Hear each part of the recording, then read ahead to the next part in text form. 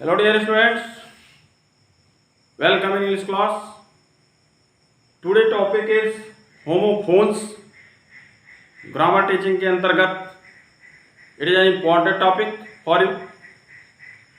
It is important for board examination as well as important for competitive exams.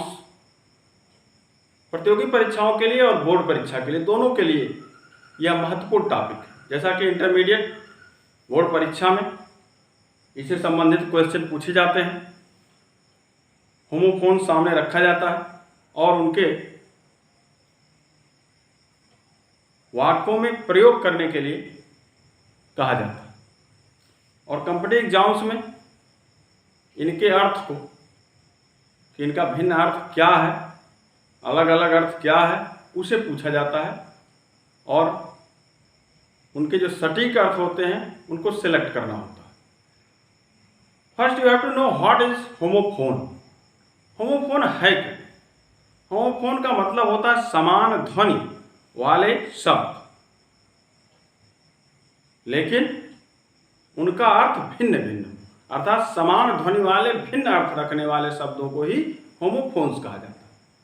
जैसा कि आपको बताया गया, इससे संबंधित क्वेश्चन पुटअप किए जाते हैं, क्योंकि इनका ध्वनि तो समान होता है लेकिन अर्थ भिन्न होता है, जिससे कि विद्यार्थी स्टूडेंट्स उन शब्दों को देखकर भ्रमित हो जाते हैं कौन सा अर्थ रखने वाला कौन सा शब्द है। तो आपके समक्ष आज देयर आर 10 होमोफोन्स, 10 शब्दों के जोड़े दिए गए हैं और उनके अर्थ को स्पष्ट करते हुए उनका इम्पॉर्टेंट यूजेज आपको बताया जाएगा। ये टॉपिक इम्पॉर्टेंट है और खासकर परीक्षाओं में आए हुए होमोफोन्स ही यहाँ पर आपके सामने रखे गए। जैसा कि फर्स्ट है एक्सीडेंट और incident. Incident, accident, accident, incident, ध्वनि समान लग रहा है लेकिन अर्थ भिन्न भिन्न है। जैसा कि एक्सीडेंट का मतलब होता है दुर्घटना,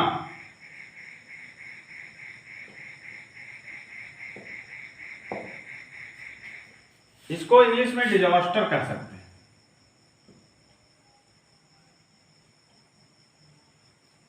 और दूसरा जो इंसिडेंट है, इंसिडेंट का मतलब होता है घटना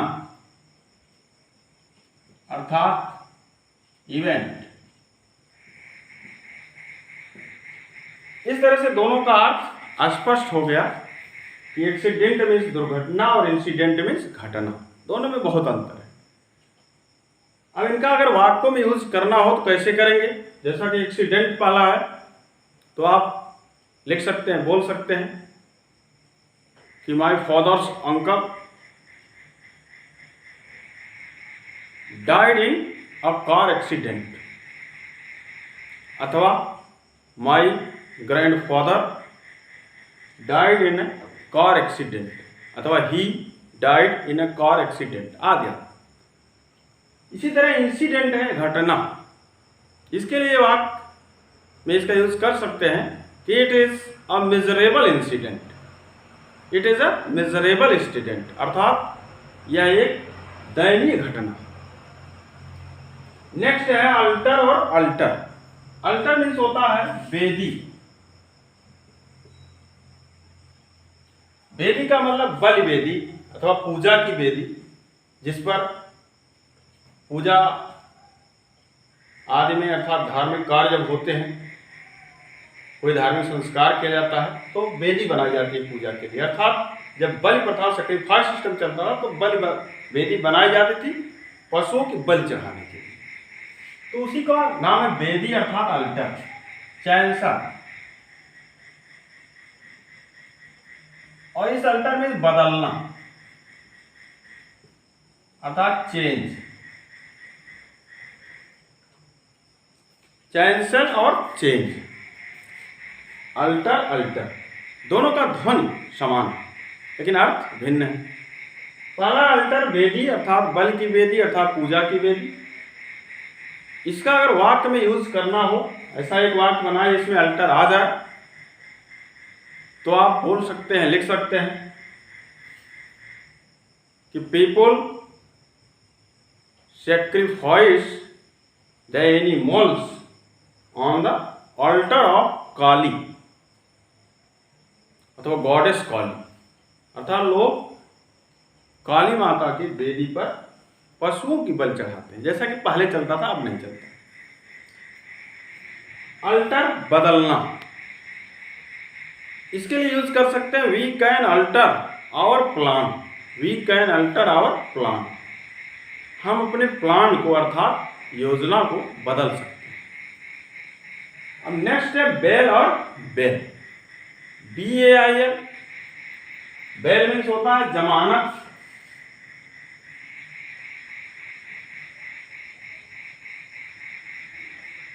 जिसे इंग्लिश में गेज कह सकते हैं, और इस बेल मीन्स घंटी, इसे रिंगर कह सकते हैं। दोनों का अर्थ स्पष्ट हो गया और अर्थ भिन्न है। पहला बेल जमानत और दूसरा बेल घंटी, गेज और रिंगर। इसका अगर वाक्य में यूज करना है जमानत वाले बेल का, तो आप लिख सकते हैं, बोल सकते हैं कि he released from jail on bail, अर्थात वह जेल से जमानत पर छूट गए।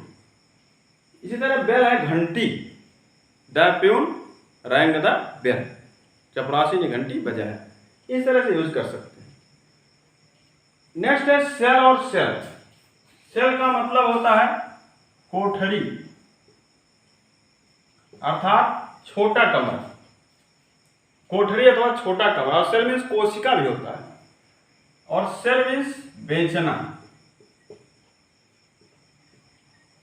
इसका मतलब स्मॉल रूम, जिसे कक्ष कहते हैं, छोटा कक्ष, और इसका मतलब वेंड, बेचना।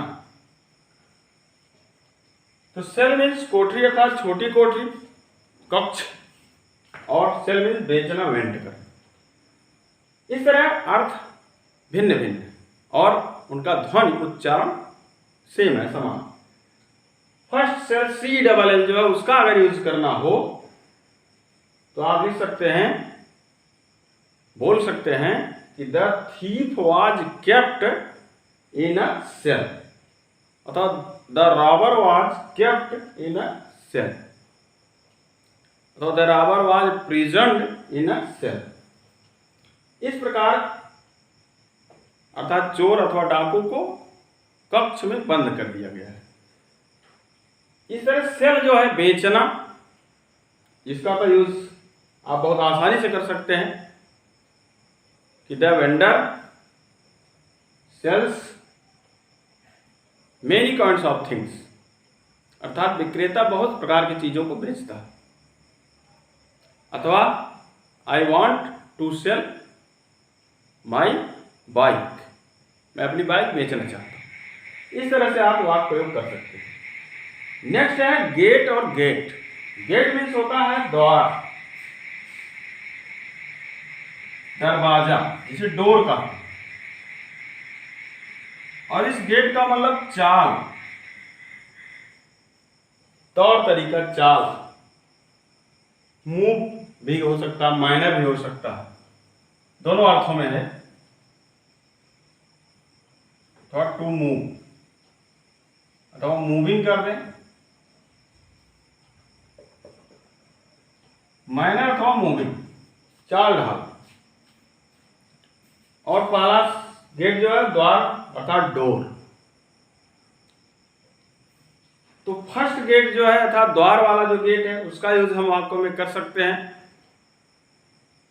कि the dog was barking at the gate, कुत्ता दरवाजे पर भौंक रहा था।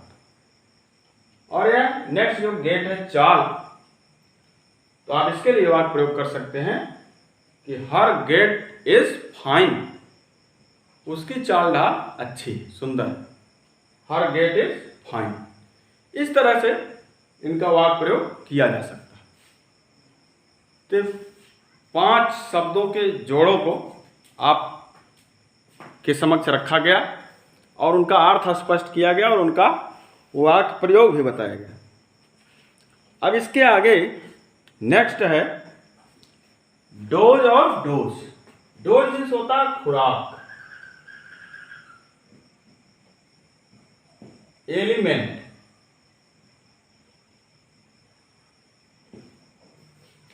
डोज मीन्स एलिमेंट, खुराक।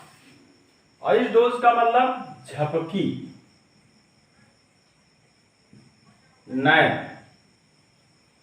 दोनों का अर्थ स्पष्ट हो गया और दोनों का अर्थ भिन्न भिन्न है, लेकिन उनका जो ध्वनि है, उच्चारण है, वो समान है। Dose dose. पहला है डोज खुराक, जिसको एलिमेंट इंग्लिश में कहते हैं, और दूसरा डोज है झपकी, जैसा कि नींद आता है झपकी लेते हैं लोग, उसे नैप कहते हैं इंग्लिश में। अब इन दोनों का यूज करना हो, पहला डोज, फर्स्ट डोज DOSI, तो he takes big dose of food, he takes a big dose of medicine, ऐसा आप वाक्य प्रयोग कर सकते हैं। दूसरा doze, he is dozing in the class, वह कक्षा में झपकी ले रहा।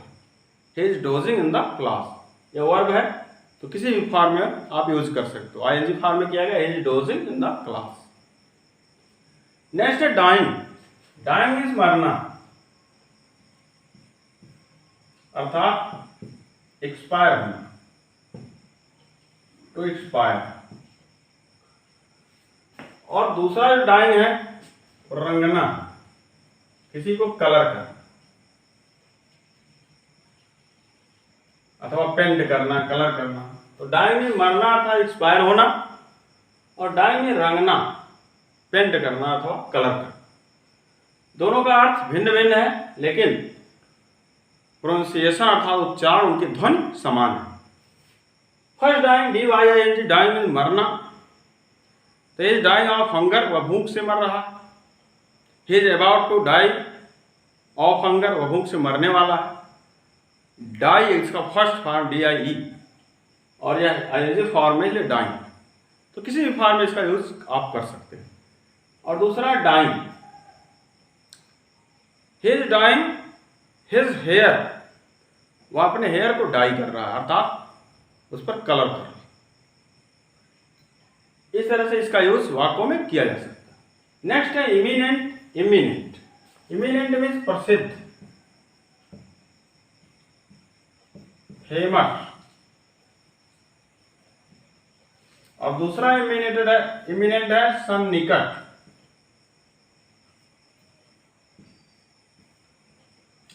Very near. दोनों का अर्थ स्पष्ट हो गया, भिन्न भिन्न अर्थ है, उच्चारण समान है, ध्वनि समान है। इमिनेंट मीन्स प्रसिद्ध, फेमस, और इमिनेंट मीन्स सन्निकट, बहुत नजदीक, वेरी नियर। दोनों का अर्थ भिन्न है। फर्स्ट जो EMINENT है, इसका यूज हम वाक्य में कर सकते हैं कि Munshi Premchand was an eminent story writer. Munshi Premchand एक प्रसिद्ध कहानी लेखक। वाज अगर करते हैं थे, अगर इज करते हैं तो हैं। इमिनेंट, सन्निकट, तो आपको इसका एग्जाम्पल बताया गया कि Munshi Premchand is an eminent story writer. अब इस इमिनेंट, IMMINENT, इमिनेंट में सन्निकट, बहुत नजदीक, इसका यूज कर सकते हैं the patient's death is imminent, अर्थात मरीज की मौत बहुत नजदीक है अथवा वो मरने ही वाला। The patient's death is imminent. अब नेक्स्ट है ह्यूमन और ह्यूमन। ह्यूमन मीन्स मानव, इसे मैन कह सकते हैं, मनुष्य। ह्यूमन मीन्स मानव, मनुष्य, मैन। और ह्यूमन मीन्स दयालु, काइंड। दोनों का अर्थ स्पष्ट हो गया, भिन्न भिन्न अर्थ है। फर्स्ट है HUMAN, ह्यूमन मीन मानव, मनुष्य, और दूसरा HUMANE, ह्यूमन मीन दयालु। दोनों का उच्चारण ध्वनि एक है, लेकिन अर्थ भिन्न। फर्स्ट ह्यूमन HUMAN, इसका हम वाक्य में प्रयोग करते हैं to err is human. To err is human, ERR। To err is human का मतलब होता है गलती करना मनुष्य का काम है, अर्थात उसकी आदत, अर्थात मनुष्यों से गलती होगी। टू अर्र इज ह्यूमन, अथवा गलती करना ही मानव का नाम है। ये है ह्यूमन, HUMAN, ह्यूमन मीन दयालु। He has a humane nature, उसका दयालु नेचर, दयालु स्वभाव। लास्ट, आइडल और आइडल। आइडल मीन्स होता है आलसी, lazy. Ideally idle means lazy, आलसी, और दूसरा आइडल मूर्ति, स्टेचू। दोनों का अर्थ स्पष्ट हो गया, समान ध्वनि और अर्थ भिन्न। आइडियली आइडल मीन्स आलसी और आइडियल आइडल मीन्स मूर्ति, स्टेचू। इनका प्रयोग हम वाक्यों में कर सकते हैं। He is an idle man, वह एक आलसी व्यक्ति है। इसका he worships an idol in the temple, वह मंदिर में एक मूर्ति की पूजा करता है। He worships an idol in a temple अथवा इन द टेम्पल। इस आइडल का he is an idle man, वह एक आलसी व्यक्ति। इस तरह से आपको जितने होम फंक्स यहाँ पर बताए गए वो महत्वपूर्ण हैं। इनको आप अपने नोटबुक में अर्थ सहित और उनके बाद प्रयोग लिख लेंगे और उन्हें बाय हार्ट लर्न भी कर लेंगे, तो आपके लिए हेल्पफुल होगा, क्योंकि परीक्षा के लिए महत्वपूर्ण है। इसके पहले ग्रामर से संबंधित वन वर्ड सब्स्टिट्यूशन, इडियम्स और फ्रेजेस और translation, indirect, direct, active, passive, सभी टॉपिक्स हमारे channel competitive English by Ashutosh Pandey में अपलोड हो चुके हैं। आप उन सभी वीडियोस को देखें और अपने नॉलेज को इंक्रीज करें। कहीं भी अगर कोई दिक्कत होती है, प्रॉब्लम होती है, तो आप उसे शेयर करें, उसका सलूशन आपको बताया जाएगा। आज का कक्षा यही समाप्त होता है। पुनः अगला टॉपिक लेकर आपके सामने आऊँगा। Thank you so much, bye.